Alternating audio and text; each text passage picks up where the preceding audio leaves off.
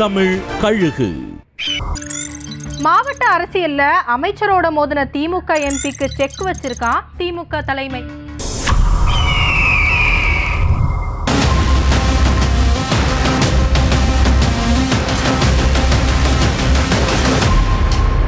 புதுக்கோட்டை மாநகர செயலாளரா கொடிகட்டி பறந்தவர் அமைச்சர் KN நேருவின் ஆதரவாளர் செந்தில். இவர் திடீரென மாரடைப்பினால காலமாக அந்த பதவிக்கு மாவட்ட செயலாளர்கள் தரப்பிலிருந்து கடும் போட்டி இருந்துச்சு. இந்த விஷயத்துல கராரா இருந்த அமைச்சர் நேரு தன்னோட ஆதரவாளரான மறைந்த செந்திலோட மகன் கணேசுக்கு தான் மாநகர செயலாளர் பதவின்னு தெரிவிச்சிருந்தாரு.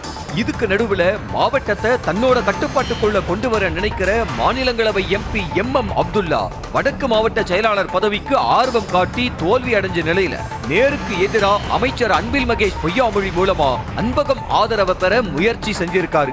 தன்னோட ஆதரவாளருக்கு மாநகர செயலாளர்னு முதல்ல ஆரம்பிக்கலாம்னு அணுகி இருக்காரு. இந்த தகவல் நேருவுக்கு போக தனக்கான நேரத்துல சரியா காய் நகர்த்தி புதுக்கோட்டை அரசியல முதல்வர் கவனத்துக்கு கொண்டு போயிருக்காரு.